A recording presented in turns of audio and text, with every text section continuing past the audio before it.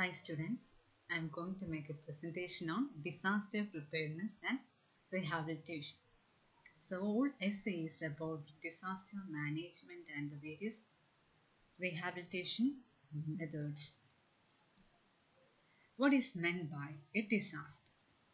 Disaster is a serious disturbance occurring over a short or long period of time causing widespread harm to humans, environment and economy. It can be natural or man-made. So India is the land of disasters.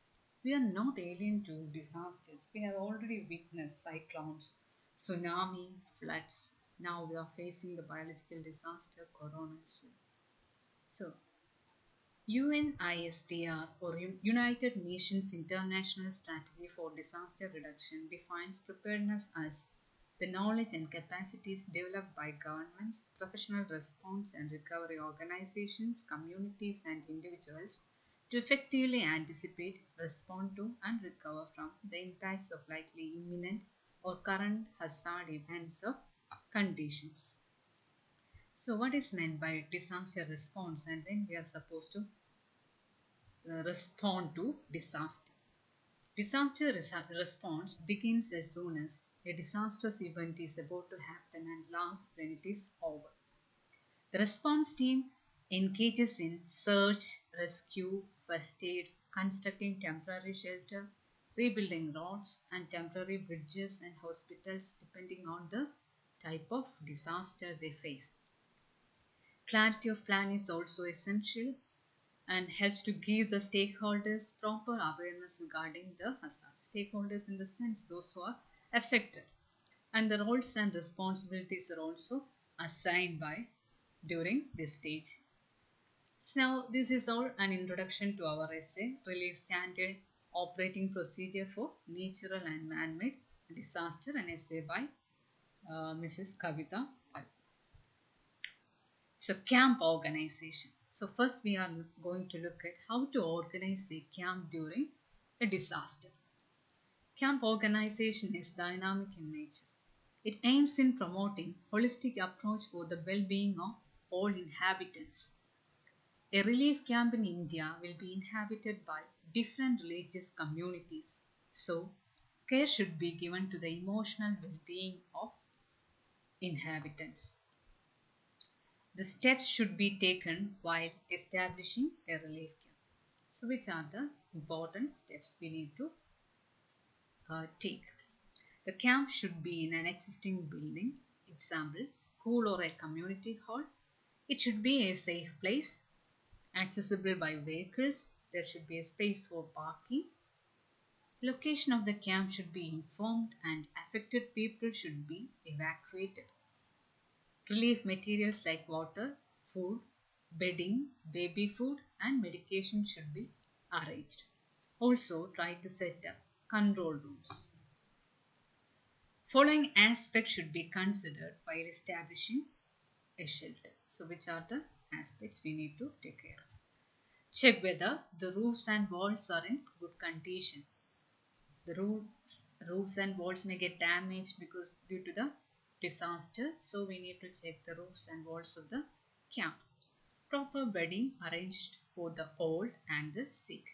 Check the benches before converting to bed if the camp is a school.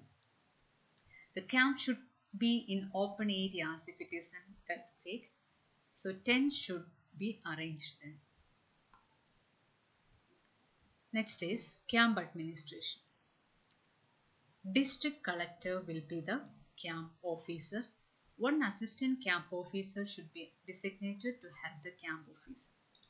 An advisory committee should be informed with the MLA as head, municipal council members, local leaders of political parties, parish priest, members of NGO, teachers, etc. as members. The advisory committee direct the activities. 2 meetings should be held a day, one in morning to plan the activities of the day, another in evening to evaluate all activities of the day. Basic facilities we need to provide in a camp. Proper lighting. So for that we can use generators And candles, torches, matches should also be provided. Trained person should be appointed to supervise the lighting arrangements. Proper assessment of water is also required. Solar water filter is a good option. Separate bathing units for men and women. Provide proper sanitation facilities like one toilet for 25 people. There should be 50, that should be 15 meters away from the shelter. And about food. So provide only cooked food and hot water to the inhabitants. Solar water heaters and solar cooking systems will be effective. Use disposable plates and glasses. Serve food in a hall of convenience. Avoid liquid food. Food should be culture specific. Food must meet nutritional needs. The expiry dates of packed food should be checked. Only reputed voluntary organizations are allowed to assist and serve food.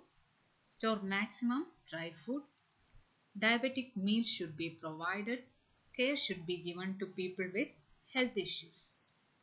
And next about how to storage food. Dry and well ventilated area may be designed in relief camps for food storage. Food boxes should be kept on shelves, not on floors. Keep products within reachable heights. Keep highly perishable food away from other items. Next about medical camps. A general physician should be in charge of the health squad in a camp. Medical records and stock register should be properly maintained. Drugs for the treatment of cuts, fractures, waterborne diseases, analgesics, antibiotics should be regularly supplied. College students should be trained to collect health surveys among inmates. General physical checkups should be administered in a camp.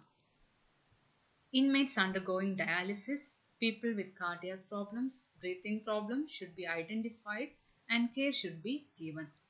Inmates undergoing medication for psychological problems should also be quickly identified and treated properly. An ambulance or omnivan should be ready at the camp if an emergency comes. Trained counselors should be made available to deal with post-trauma psychological issues. So, how to maintain discipline in a camp? Home guards or police officers should be put in charge to maintain discipline. Women officers should be deployed to assist women inmates. Entry should be restricted to outsiders. Maintain record of entry and exit of inmates. Visiting hours should be fixed for outsiders. Only vehicles attached to the camp should be permitted. Standard procedure to be followed by inmates should be displayed or announced. Volunteers and police officers should identify the miscreants to ensure safety of the camp. Legal procedures should be followed in case of theft, riot, or rape in camps. Next about waste management inside relief camp. Proper assessment should be made about the type and the volume of waste produced each day. Responsibility should be assigned to the municipal or panchayat staff. Volunteers from among the inmates should be given the task to clear waste. Medical waste should be properly disposed. Biodegradable waste could be get rid of by digging a pit and dispose there. The pit should be away from the camp. Waste bin should be placed. So the camp activities for the inmates.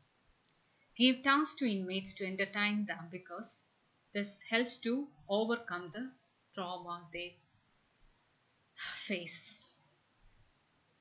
Each and every camp member should assist in the general administration of the camp.